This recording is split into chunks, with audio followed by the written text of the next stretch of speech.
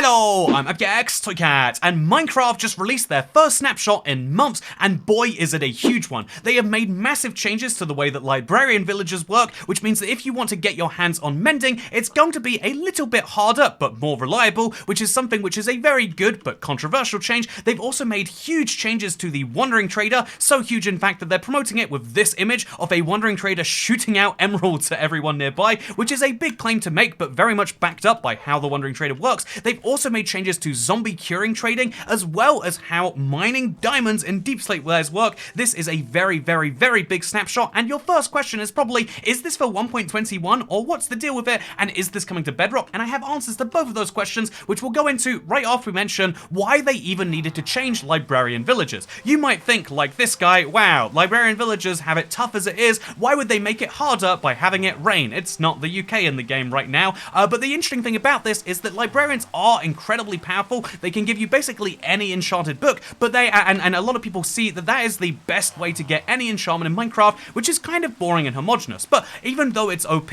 that's not the biggest problem that Minecraft has. The biggest problem Minecraft has with these librarians, which will give you any enchanted book, if we find another one around here, you'll find some really powerful stuff. This guy is going to give me Unbreaking, and that is an insanely powerful thing, so that if you want to get any of the best enchantments, you just come to a librarian villager first, but also, you don't even know how to do it. You've got to treat librarians like they're a farm. You trade with them over and over again until you get the right enchantment, in the same way that you plant wheat seeds to get wheat, or melon seeds to get melons. If you want to get enchanted books, you've got to plant your enchanted book seed, which in this case is a human being, which just doesn't really feel right or fun because of the very low chance of getting the one that you want. People will spend hours looking for it, and this is something Mojang sees as a problem. The solution to this problem is to take advantage of the uniqueness of librarians. Right now, there is only one type of librarian as far as the game is concerned, but they're actually going to consider the 7 different types that exist texturally and actually make them different based on the texture. So this is a Plains villager. It's the one that you probably recognize the most, and a Plains librarian is the same as any other librarian at present, but it's something they're going to change in this update. So if you have a villager that, let's say, was born in a swamp biome, he is going to give you very different enchanted books because he's gone a different journey to one that is born in a Plains biome, which is different yet again to one that was born in, say, a taiga biome. So taiga villagers are now going to be an entirely different class of villagers when it comes to trading, because the enchanted books you'll get from a guy that looks like this are entirely different to the books you'll get from a guy that looks like this, and this, and this. And so now bringing your villagers to far out biomes you've never been to before actually makes a lot of sense. And indeed, those trades are going to be different to the ones that come from this guy, because he's a desert villager.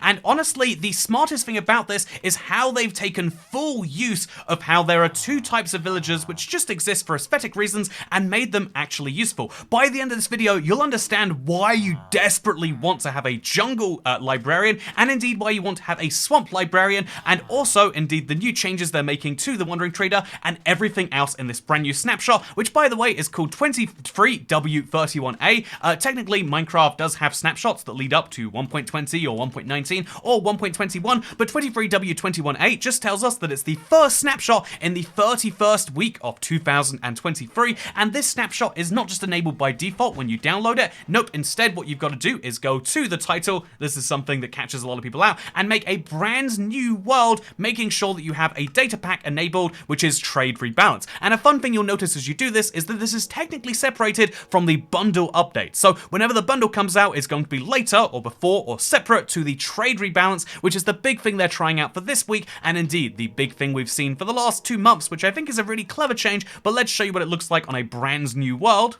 because hopefully you're familiar with the current system, but you might be intrigued by the new one, which varies based on biome and splits up the enchantments between all of the villager types that exist. So here is my basic mock-up to hopefully help you understand the changes they've made to villager trading. So here are the 5 types of villager, which come with the 5 types of village. There is a snowy plains village, where the water is frosted over and they live in igloos. There is the taiga village, where they have far too many blacksmith chests, honestly. We've got the plains village, which is the default villager most people know and love, the Savannah Villager, which is this red guy over here, and then the Desert Villager, which of course spawns in deserts and is very hard to get wood around these guys, which is why their houses are actually made of sandstone instead. These are the 5 types of village that exist by default, and if you look at these 5 types of village, right now there is no difference between the traders from each one to each one. However, after this update, every trader type will be the same, besides the librarian. Each librarian, so we'll place one of these down in each of their little sub-biomes we've made right here, each of these librarians will give slightly different trades.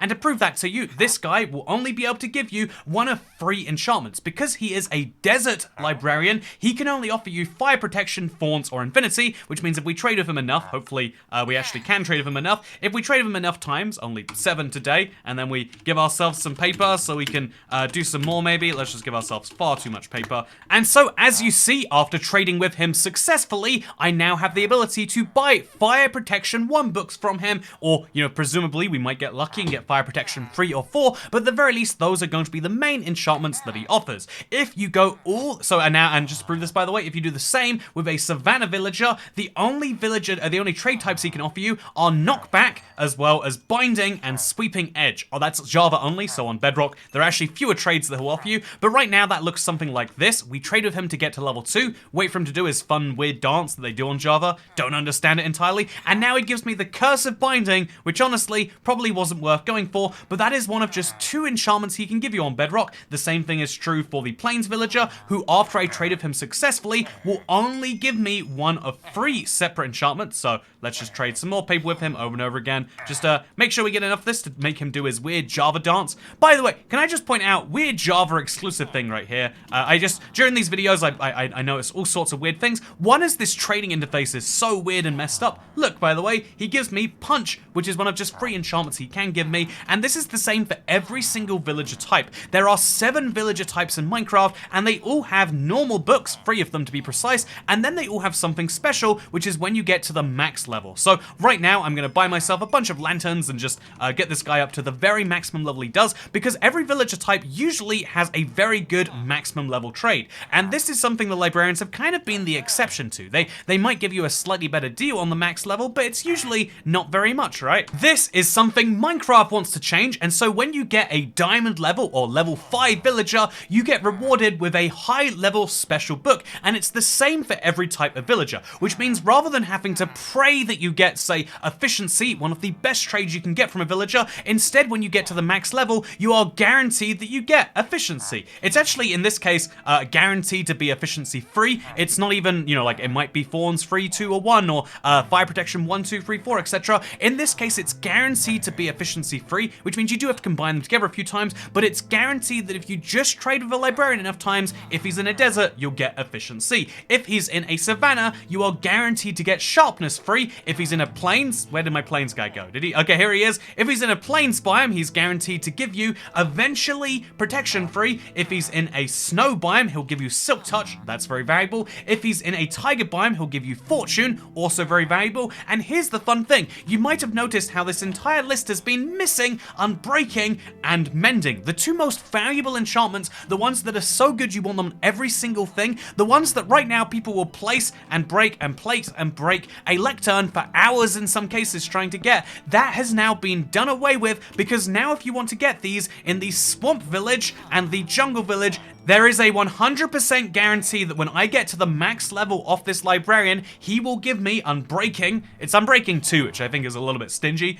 Personally, if I was choosing this, I would say, although, you know, the trades that you get on the way there are pretty good, can you just give us the high level ones? If it's a max level trade, make it pretty good, Minecraft, but you get Unbreaking 2 from this guy, and you get Mending 1, the most valuable enchantment from the Swamp Villager. And something important they mention when they give out this very spreadsheet is that yes, Swamp Villagers and jungle villagers don't exist yet. They still clarify that they're not going to exist after this update, but if you which means you're going to need to make these villages yourselves, and that means there is an interesting question. What is easier and what is better for the community? Having this every type of villager be the same and just breaking and placing and breaking and placing. By the way, look at the hitbox on the lectern. What is happening with this? It's such a weird Java thing. But breaking and placing it over and over again is the way that everyone does it right now. Is it easier to get some villagers in a boat bring them all the way to a swamp biome, and then trade all the way up with them. Because bear in mind, it's not necessary. Also, you don't like this? I'm sorry, but it's not necessarily easy or anything. As you can see,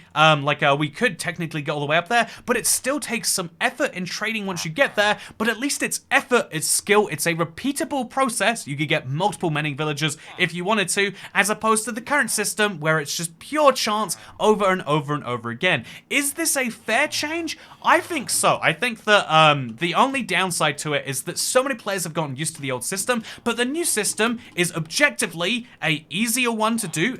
In my opinion, it's much easier in terms of the repeatability of it, at least. So it's easier to repeat, and it is also cheaper to do in terms of your time, and also it's a more fun process.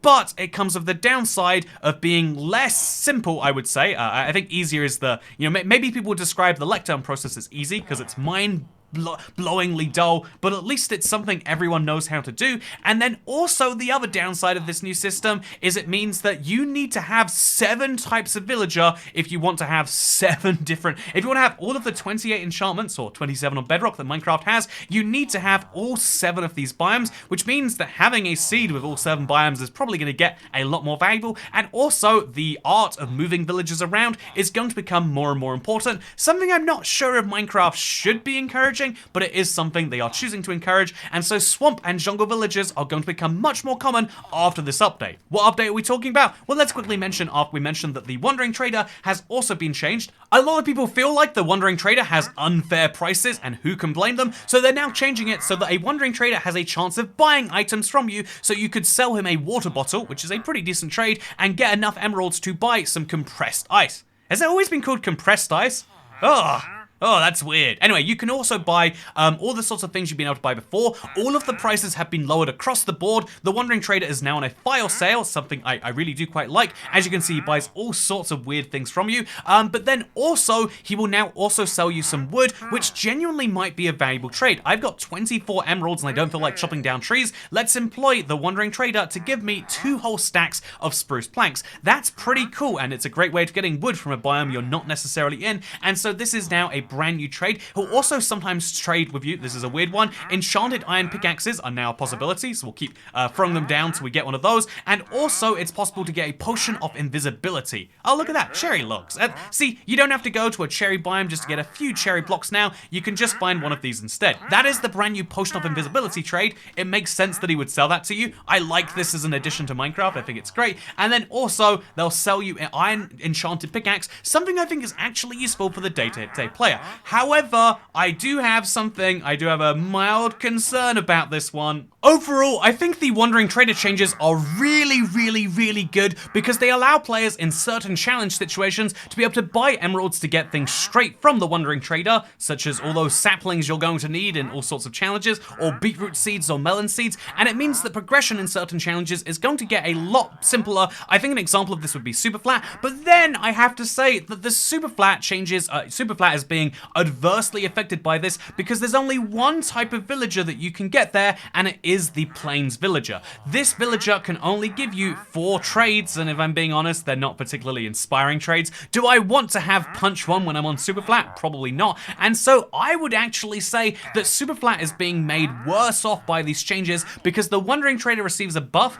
but the Plains Villager is just not good enough there. I think they should make an exception for single biome worlds, or they should give us some way as a player to terraform the biome underneath our world. That would be really cool. I mean, so many people dream of having a situation like this where you can have your biomes all touch in one point, and finding this naturally is near on impossible for good reasons. Maybe it'd be fun if we could change the biomes. I think that would be the fair balancing point. I also think it's also fair to say that your existing villages won't be touched, and so if you really like the current system, then you've got a little bit of time to take full advantage of it. But those are the broadly positive parts of this update. The slightly less positive parts, in most people's opinion, is the way that zombie villagers work. So zombie villagers can be cured, and when you do so, they give you a discount on their trades from there onwards. This is a widely used mechanic. However, Minecraft is going to make it so only the first time that you cure a village is it going to count, and eventually it will expire, which is a very interesting change to make. It's going to change a lot of people's farms, and the other change that they've made is if we look back at the the kind of more negative change in most people's views is the fact that if you look at the 7 different biome villages and the chart of them, there are 28 enchantments available between them, but there are more than 28 enchantments in Minecraft, something I only realized after I finished making this video.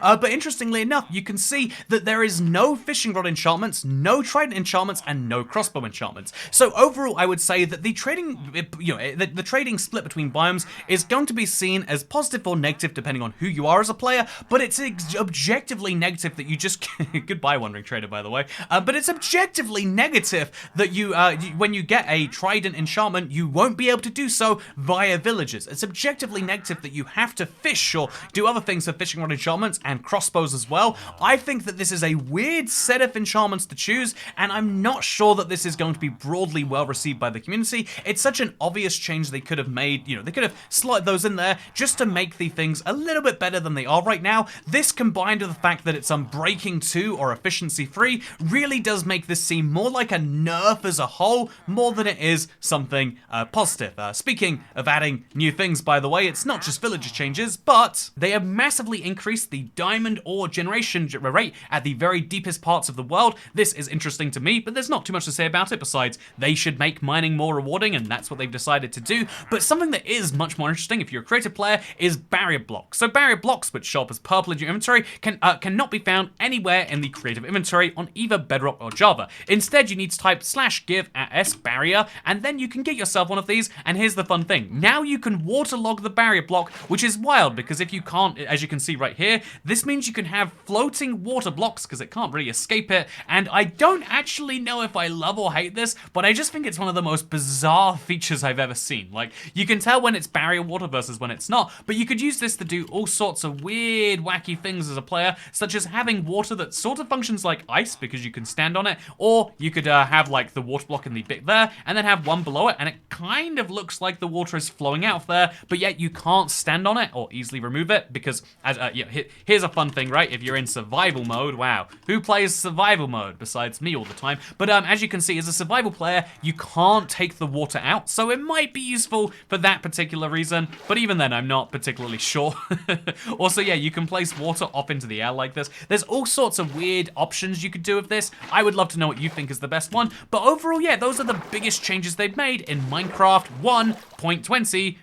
Who knows, actually? This could be Minecraft 1.21. It is worth mentioning these changes are coming to tomorrow's snapshot. That was confirmed by this tweet from David Fries saying soon, implying tomorrow we'll get a brand new beta which has the exact same stuff, maybe and some more. I'll let you know if the changes have been made that are too interesting. Otherwise, I imagine it'll be the same as what we've seen in Java, just a day later. But here's the interesting question. Since this is the first snapshot in 2 months and it's making such big changes, is this just an early peek at 1.21? The answer is actually no. Our first peek at 1.21 will not be coming until Minecraft Live, which is expected to be in September, October this year.